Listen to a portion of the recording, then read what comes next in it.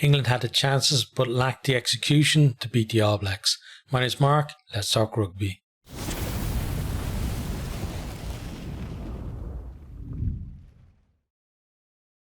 There's a lot of talk in the lead up to this one about the haka following Joe Marler's comments about it.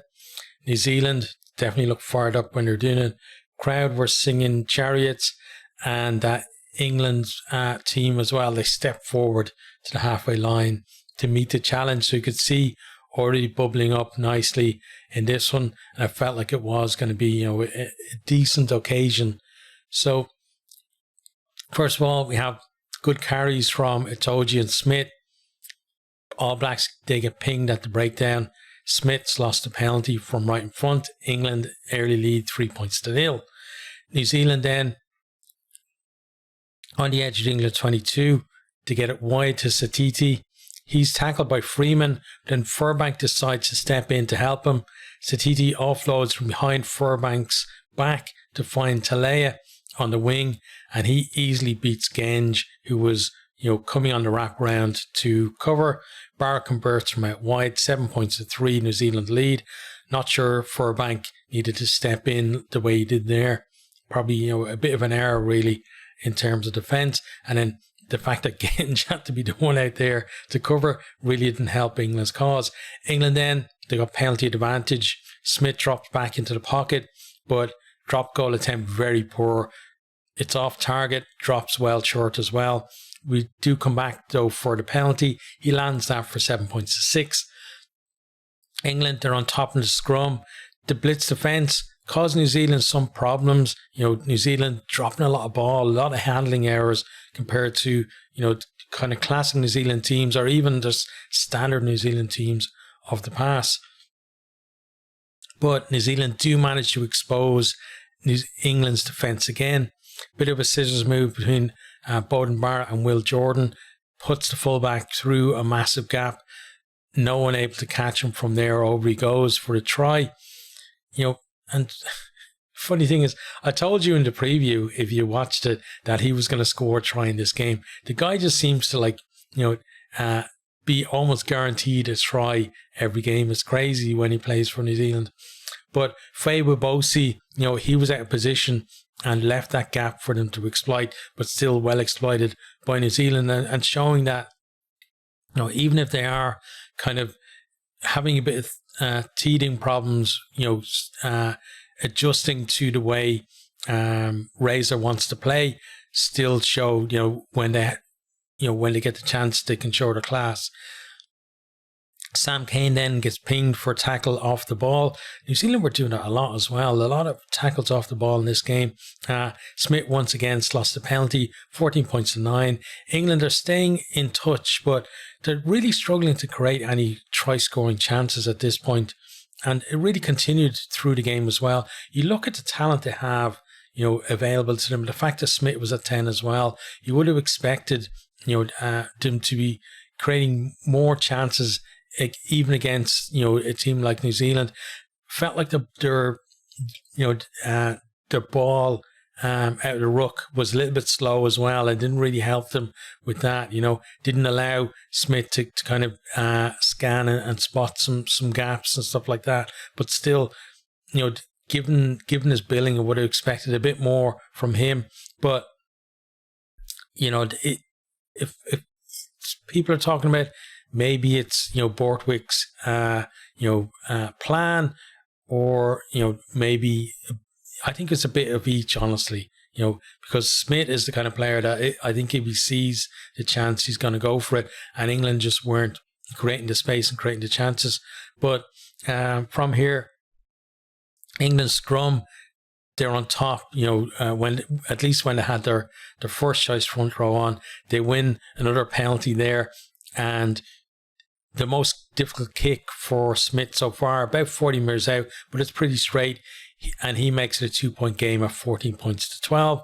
Then Satiti, having an excellent half, makes a break. He made a break early as well, but this time, shows like the wheels that he has on him, and then tries a long pass out to Vai, but he couldn't gather it. It was kind of down at his feet anyway. And then the move breaks down. England then work it back up the other end. We're approaching half time. Smith in the pocket again for a drop goal. But again, another poor effort. Not on target and short as well. Half time is 14 points to 12. New Zealand just about squeaking it. Then into the second half, New Zealand on the attack early on. They got numbers on the left, just on the edge of the England 22. Ratima throws the pass, looking to exploit that, but Marcus Smith, he's read it, intercepts it, and he breaks. He's getting chased down by Will Jordan. So luckily for him, though, he's got Furbank in support, so pops it off to him. Then immediately he finds Fabo Boso, and he has the gas to finish. And Jordan was trying to switch from one to the other, but just couldn't get there in the end. Converted for 19 points to 14. England hit the front. New Zealand then start to get a bit of an edge in the scrum. England, they decide to replace their front row all at the same time, and it really didn't work out well for them at all. New Zealand just started to dominate in the scrum then. We then have a period, both teams making errors, and it feels like the team that can kind of keep their composure are probably going to win it at this stage. England, they have possession. Theo Dan, he offloads off the deck in the New Zealand half, but then the ball goes loose, and now New Zealand are breaking. Aumua comes away with the ball. They work it out to Clark on the left. He makes his way down the wing, offloads back inside the Bowden Barrett, and he runs it in. But then we'll call back. There was a deliberate knock on by Talea that caused that ball to go loose. So it's no try. It's only a penalty though, so Talea doesn't go to the bin. Smith's lost the penalty to extend England's lead to 22 points to 14. New Zealand then come looking for a reply. The English defence resolute, but then we have a Timo check. There's a stupid no-arms tackle from Ben Earl, and it's a penalty to New Zealand.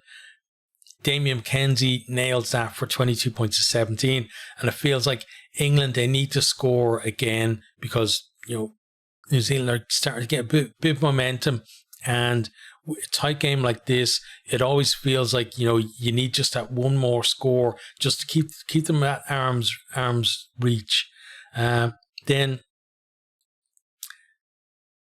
from here, All Blacks, they're looking for that try to take the lead.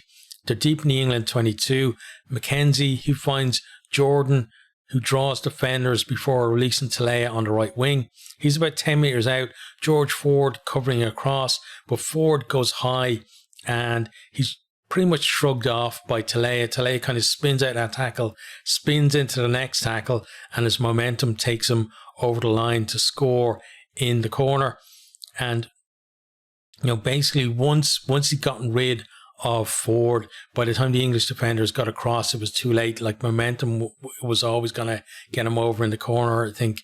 Then, really great finish from him, but you have to wonder why Ford decided to go so high there. It looked like, there were more England defenders than there were All Blacks out there. I'm sure he was worried about, trying to stop the offload, and, if he'd gone low, and he had to offload to somebody to score, then there might have been question marks about, why did he go so low? Why didn't he try and prevent the offload? But,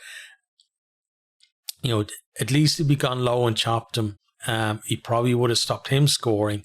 And then you just have to back the rest of your defence right to be able to cover any offload going from there. But he didn't do that. McKenzie then, with a brilliant touchline conversion, that puts New Zealand ahead 24 points to 22. New Zealand's discipline, though, starting to let them down the whole game, but now it really is having an impact. First, Clark gets pinged for another off the ball tackle. Then Leonard Brown goes to the bin for a high tackle that was head to head, and that went for a review. On the coverage I saw, they never actually said whether it got upgraded or not. So I'm not sure about that. I'm sure, in some match reports, they might be able to tell you there, but at least he's off for the rest of the game because there isn't that much left in the game anyway. George Ford, he was brought on for Smith, and now he has a chance to give England a lead with a couple of minutes on the clock, but his penalty hits the post, collected by Tuipulotu, and you're thinking, okay, New Zealand just going to hang on to the ball now, maybe run down the clock, or just kick it long and then spend the remaining minute or two of the game in the England half. But Tuipulotu, straight into contact, knocks the ball on, scrum to England. It's pretty much in the shadow of the posts. Not the best scrum from England. They do manage to get the ball out. They work it into position for a last gasp drop goal attempt. Ford back in the pocket. But then what a horrible pass from Randall right above his head. So he has to kind of reach up to get it. And by the time he's bringing it down, he's got New Zealand in his face. New Zealand all charging up, obviously, to try and block down the drop goal. And then his attempt just goes right and well wide. And that's it. Game over. 24 points to 22. New Zealand win. So let's have a look at some of the stats from the game. So first of all, England 1 try and New Zealand 3. As I said, England not really creating much in the way of try scoring chances, and the try they did score came from a turnover. Then 3 drop goal attempts from England and all missed. And Ford's actually, even though he missed it at the end, his was the closest of the 3. The 2 Marcus Smith ones were just ridiculously bad. Then meters gained, 371 for England and 492 for New Zealand. So New Zealand making more ground with ball in hand. Carries 87 for England, 143 for New Zealand. New Zealand hanging on to that ball, and I'm pretty sure, I don't have the stats here, but I think they were about 55% or so, 53 or so for possession. I think England had around the same amount of territory, but New Zealand hanging on to the ball really helped them. I think clean breaks then 5 for England and 8 for New Zealand. Passes 100 for England, 208 for New Zealand. Offloads just 4 for England, 14 for New Zealand. And actually one of the England offloads was actually that one from Theo Dan that almost led to a try for New Zealand, the one that got chalked off, but it did lead to obviously a penalty for England instead. Rooks won then 71-73 for England and 108 out of 110 for New Zealand. Lineouts, England 12 for 12, New Zealand 12 from 15, struggling at times for them in that one. Scrums, England 9 out of 9 on their own ball, but creaking towards the end. New Zealand 6 from 6, but they gave away a fair few penalties when England's front row was on England's put in, obviously. Turnovers conceded then 16 for England, 22 for New Zealand, and a lot of the New Zealand turnovers as well were, knock-ons and things that we're not used to seeing from them. Penalties conceded then 7 for England, 11 for New Zealand, and that 1 yellow card as well to Leonard Brown. So New Zealand on the right side of the referee, but not the right side of the scoreline. Okay, so let's quickly talk about both teams. England, they kept in touch for most of the game, and they even had a couple of chances to win it at the end. They still didn't create too much in terms of actually carving New Zealand open and creating chances. The defence also exposed too often. I felt like, yes, their blitz defence was causing some trouble for New Zealand, but there were times when New Zealand were able to manoeuvre them and create space too. So there's no point in putting all that pressure on and then the opposition being able to just pick massive holes in your defence and get mismatches against props and stuff like that as well. Scrum, went to pieces when they replaced the front row. There has been talk of some of the under-20s props actually being fast-tracked due to a lack of depth as well. So we'll have to watch the space on that one, I think. And another nearly moment, for Borthwick's team. And it seems like the fans and the media, beginning to lose patience with him as well. So we really have to, I think, let's see how the rest of the November goes, because you know the way it is with rugby, like you're only as good as your last result, and if they pull off, some decent results to finish out their November, then although they won't like that they lost this one, it'll be soon forgotten if they manage to pull off a miracle win against something like the Springboks or something. On to then New Zealand, still obviously in the early stages of their transformation under Scott Robertson, but handling very poor at times. And, good handling has always been something that was just taken as a given for the All Blacks. But at the moment, it's not there for them. They did look the sharper team on attack, and they did, create and exploit space well. They bring through some decent talents, and, Fatiti chief among them on this showing at least. But you feel like they're going to have to go up a couple of levels when they face Ireland. And, even though they did struggle in the Rugby Championship, like losing 3 games in that one, a home to Argentina and twice against world champions South Africa. But you do know that they do have that capability of doing that and stepping up. We saw it in the Rugby World Cup, albeit, not on Razor's watch, but still, the core of that group is still there. So they're able to do that. And this result is definitely going to give them confidence as well. So expect much better from them against Ireland. Also, just one last thing as well. The American football style kind of, referee explaining decisions to the crowd, I thought it was interesting. And for now, at least, seems like a good addition. Want to see more of that and see how it goes over. But it was nice to see the referee actually explaining in the stands as well, so everybody could hear. So that was a good thing. So let me know your thoughts on the two teams and how you think the rest of their Novembers are going to go.